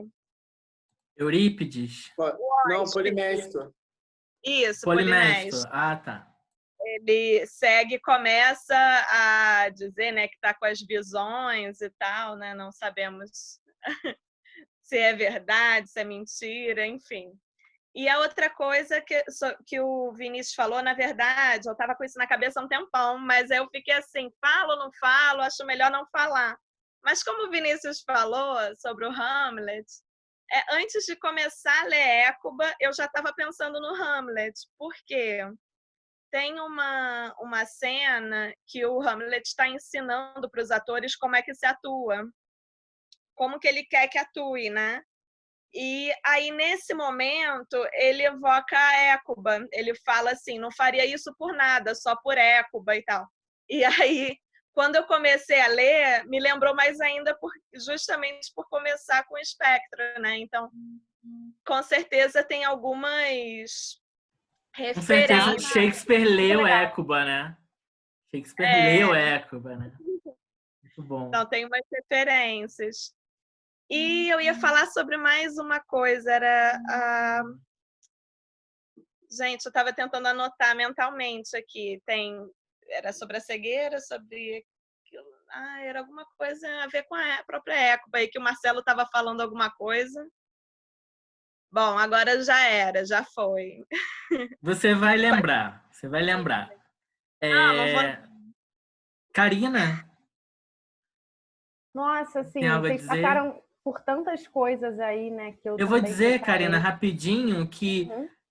a Lena lembrou agora um pouco sobre a cegueira e a previdência de Polimestor, né? De Polimestor.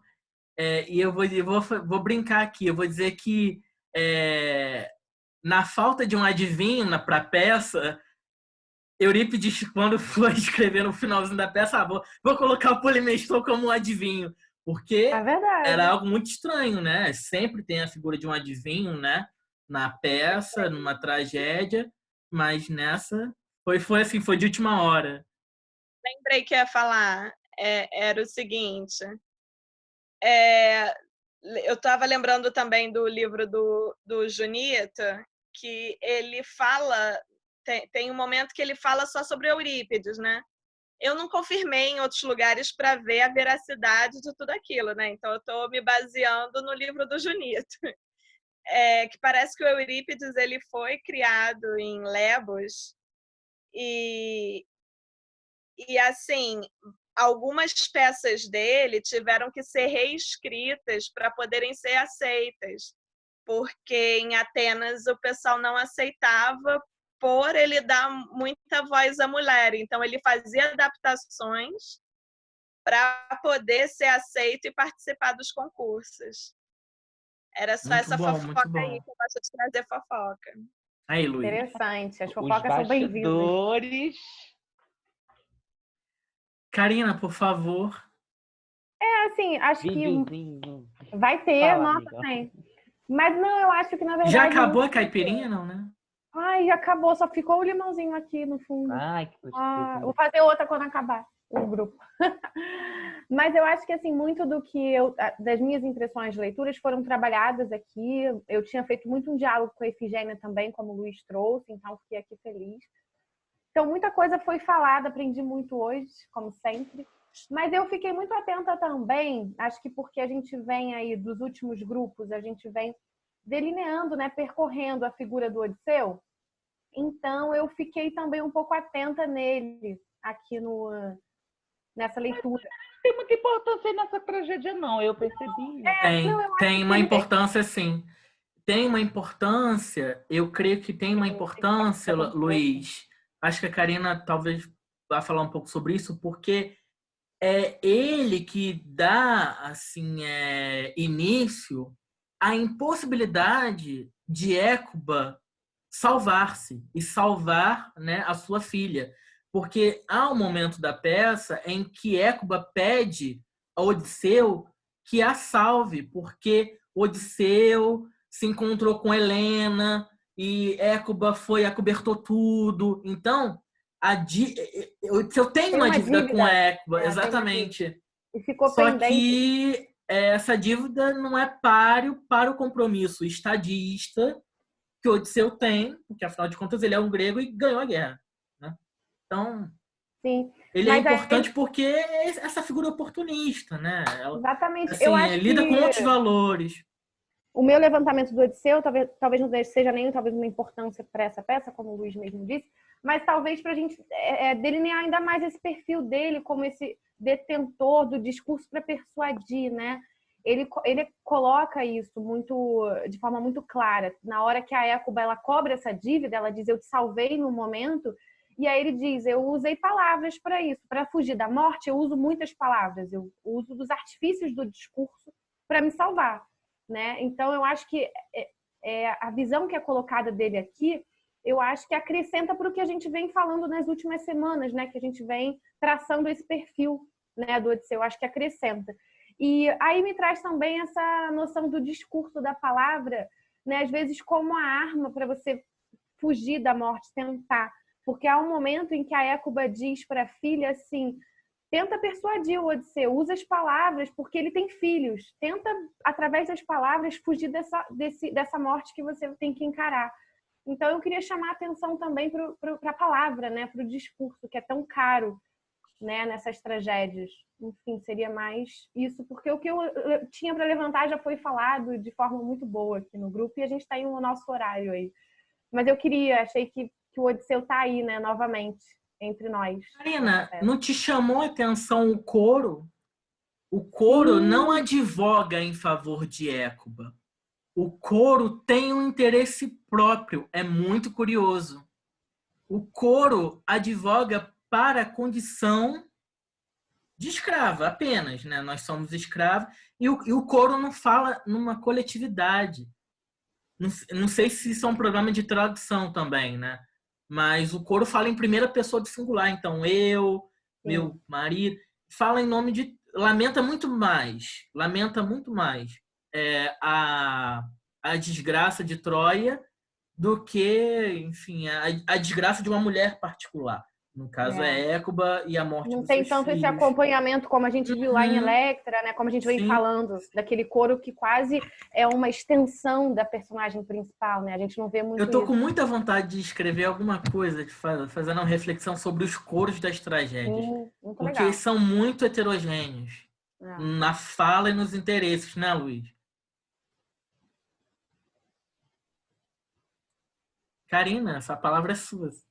Não, enfim, eu acho que tá no horário, acho que eu vou passar. Se ninguém quiser falar, vou passar a cena que eu separei. O que vocês acham? Só posso fazer um comentário só a fala da Karina? Antes da Karina passar, então, vamos reabrir. Melhor. O Vinícius vai falar, né? Se alguém quiser falar mais alguma coisa, a gente tem tempo ainda, a gente tem um tempinho. Lúcia, eu vi aqui a sua mensagem, tá bom? Não tem problema, não. Já tô com 0 aqui. Ele não consegue carregar. Lúcia, se você quiser sair, pode ficar à vontade, tá? Mas aí seria legal para assistir, né, o filme, né, da Karina, né? Mas se o seu celular não suportar, não tem problema. Tá gravando, eu tô gravando aqui. Vinícius? Não, só adicionar o comentário da Karina, porque eu passei a perceber agora que momento o discurso é tão importante, né? Assim como em Édipo também é muito importante, né? Porque ela não vê nenhum dos filhos. Toda a tragédia dela é anunciada pela palavra. Ela não vê o Polidoro, ela não vê a filha ela não vê o Aquiles, né? Ela vê o Odisseu lá, o pessoal vindo falar da filha. Ela não vê o corpo da filha. Então, de certa forma, virtual ou não, toda a tragédia dela é anunciada pelo discurso, né? E é muito interessante a fala da Karina, assim. Só isso. Só. Legal. Perfeito. Complementou mesmo, verdade, Vinícius. Eu vou dizer, Vinícius, que a imagem do corpo do Polidoro, né, como é descrito, né, pelo couro e tal, né, que me lembrou muito uma cena,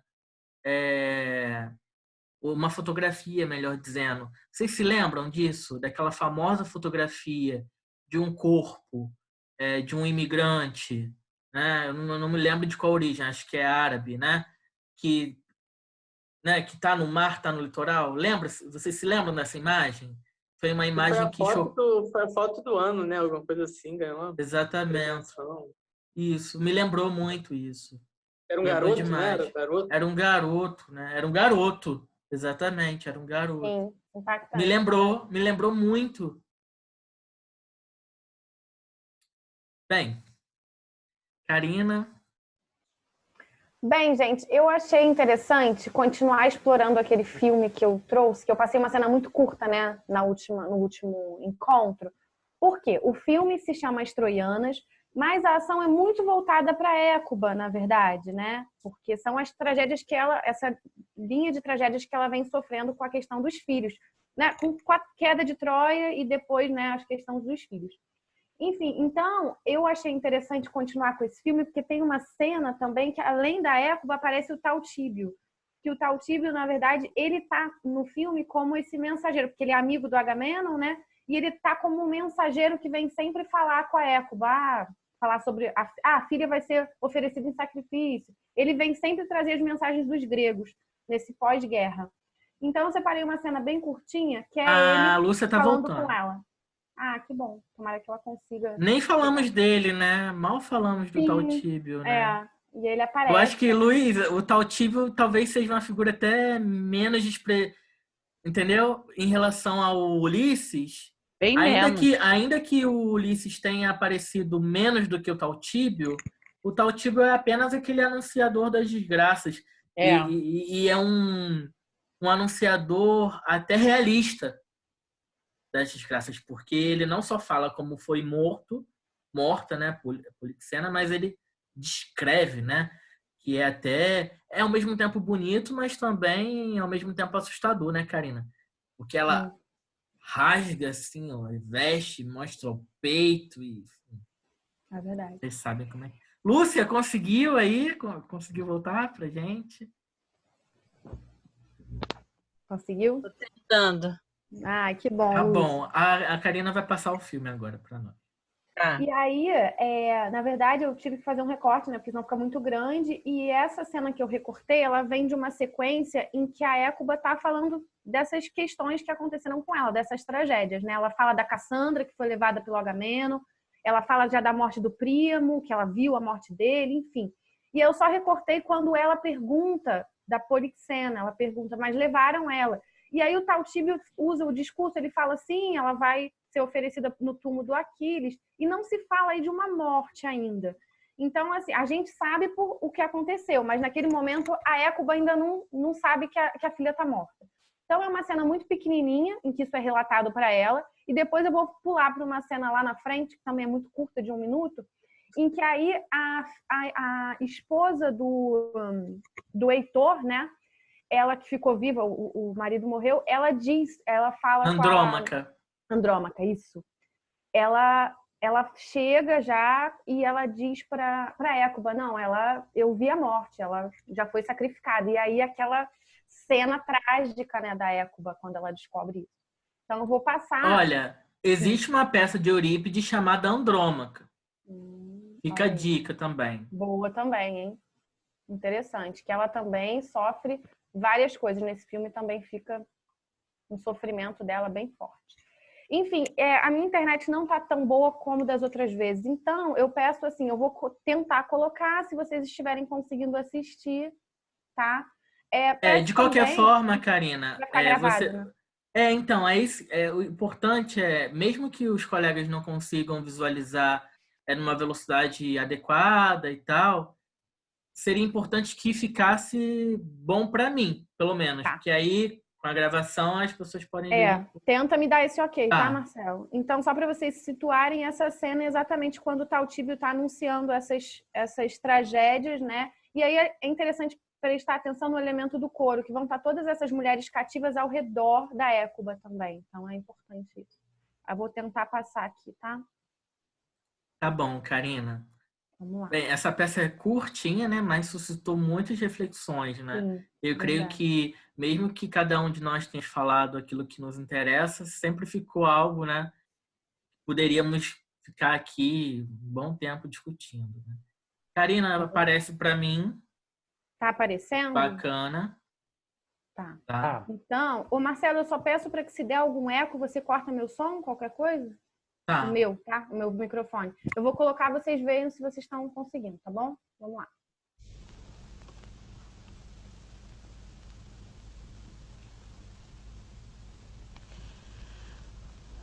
My other child, you took from me last night. Polyxena, you mean? Her. Who drew her? They led her off to watch Achilles' tomb. To watch a tomb? My child?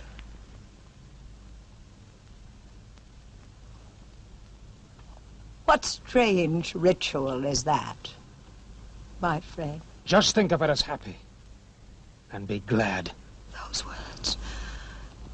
Why do you speak like that? She is alive. What happened was... Well... She is free from trouble.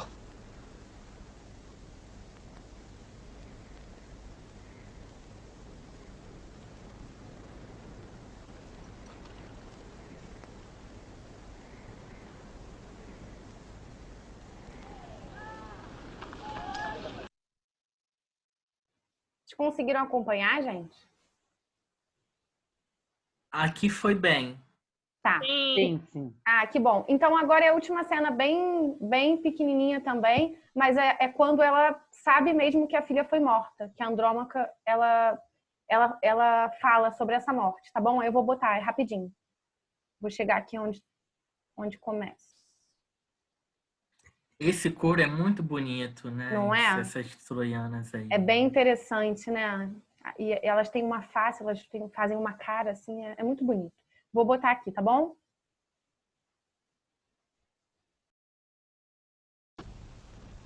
Forced her from me. And still more for you. More than that. Number my sorrows, will you? Measure them. One comes. The next one rivals it. Polyxena lies dead upon Achilles' tomb. A gift to corpse, to a lifeless thing. My sorrow.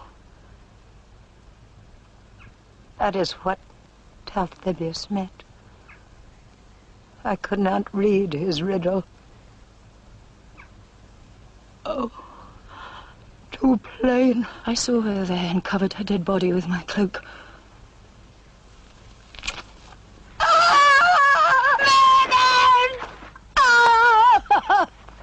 Wickedly, cruelly, slain!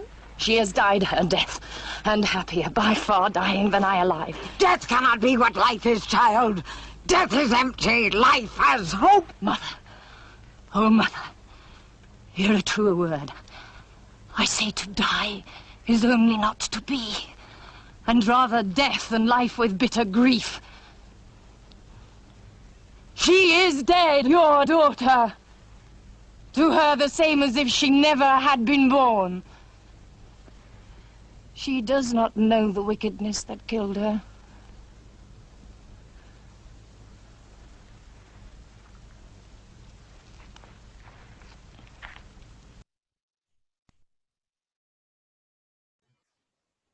Bem, era isso.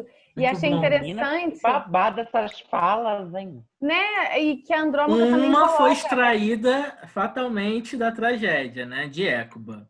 Que é aquela lá da vida, né? Uma vida de angústias, né? Isso, Melhor morrer do exatamente. que... Isso aí que eu ia sinalizar mesmo, né? Que ela coloca tão bem isso. Que, na verdade, era melhor. A morte acaba sendo uma salvação nesse caso, né? Do que aquela vida de servidão, enfim. Mas eu achei bem legal. Acho que esse filme é muito rico. Dá para tirar muita coisa dele aí, pelo que a gente está discutindo, né? Muito bom, Karina. Muito bom mesmo. Muito Era obrigado, isso. assim, por trazer esses trechos pra gente. Que isso. Sempre bom Porque fica compartilhar. muito rica a nossa discussão, né? Mais do que já é. Alguém Foi quer falar ótimo, mais gente. alguma coisa? Olha, são 8h06. A gente começou 6h13, mais ou menos, né? Acho que se alguém quiser mais 4 minutinhos falar alguma coisa. Eu, por mim, assim, eu tinha muitas outras coisas para falar, mas eu acho que, enfim, as principais anotações, né, sobre a peça, eu consegui, enfim, a gente conseguiu falar, né? Tem uma fala da Écuba muito bonita, né, pegando aí a Karina. Não há entre mortais quem seja livre, ou é servo dos recursos. Aí ela vai enumerar, né, as formas de não liberdade, né? Vou nem dizer escravidão, mas não liberdade. Ou é servo dos recursos ou da sorte, ou povo da urbe, ou as letras das leis impedem usar modos segundo pensa. Versos aí 864. Pedro, ia falar alguma coisa? Eu ia perguntar, Karina, quando é que foi que o filme... Porque os anteriores passou desse mesmo diretor, eles são em grego. Quando eles começaram a ser... parece que as atrizes, todo mundo fala em inglês. Quando foi que começou? Você sabe dizer quando foi que teve essa mudança? Cara, eu também fiquei, Pedro, eu também observei, né? Porque nos outros a gente até tinha falado do grego, até brincamos com o Luiz para que ele podia aí traduzir, né? Mas eu confesso que eu não sei, eu vou até ver isso. Eu não sei como foi essa ruptura, essa mudança, porque ele fez essa trilogia, né? Como eu tinha falado. Ele fez a Ifigênia, as Troianas e a Electra. Mas eu também não sei. Eu reparei a mesma coisa que você, mas não sei te responder no momento. Mas vou buscar isso. Ótimo. Lena, quer dizer algumas palavras? Nossa Violeta está bem. Está bem, a nossa virginiana. Vinícius, nossa Violeta está bem, tá bem? Suas plantinhas. Tá ótimo. Violetinha. Bem, então é isso, queridos. Podemos, então, encerrar, se alguém não tiver mais nada a dizer. Então, ficamos com uma leitura programada, que é As Troianas, né? Também de Eurípides. Eu vou, assim que terminar aqui, eu vou dizer onde é que se encontra a peça e a gente vai se comunicando aí ao longo da semana, tá bom? Ótimo, gente. Valeu, foi ótimo. Muito bom. Um beijo a todos, Ótimo, gente. boa semana. Você falar. Oi. Depois eu vou colocar o trecho do Exildo que fala da Pandora e da Justiça lá no grupo. Isso, Pedro, você tem que mandar um monte de coisa pra gente, porque a sua fala é super hiperlinkada, assim. Nossa, ele tem mandou vários até tentáculos, assim, de... a música do Chico. Manda logo uma monografia. Monografia? Não, ó. A Lena e o Vinícius citaram Marx, né? E Hamlet. Né? Exatamente. Aliás, estão levando muito a sério mesmo esse grupo. Estou adorando. De Shakespeare é lembrar que eu acho que na tragédia você não tem a cara do pai, você só tem a armadura que pressupõe ser do pai, o que é pior ainda, você não sabe se é verdade ou não. E na adaptação da peça de teatro que teve no Rio de Janeiro, eu achei que botar a Carol com a tela do Pailon, com a cara do pai, eu achei que isso perdeu um pouco a ideia de dubiedade e atitude de Hamlet, mas aí isso é outra coisa. Você falar que ele tem Você vê que o Pedro leva o teatro muito né? Eu acho isso muito Isso é bonito. muito É só Muito postura, chato, né, Pedro? Ninguém pode chamar pra comédia, não. Pô. Uma vez eu fui assistir uma peça de comédia de uma amiga minha, eu não ri a peça inteira, porque não era engraçado. E o pessoal riu, eu falei, cara, tô rindo do que? Isso não é pra ser engraçado, não. Muito chato. Vinícius, tu vai falar alguma coisa? Não, é só do Hamlet, né? Que é só a armadura e a postura que eles reconhecem o pai. Não tem rosto mesmo, nada. É a armadura vazia. É. Muito bom, gente. E a voz. Bem, um beijo a todos. Boa semana pra vocês. Boa noite. Tá bom? Beijo, Se gente. cuidem Beijo, sempre. Tá Beijinho. bom? Boa semana pra vocês. Valeu.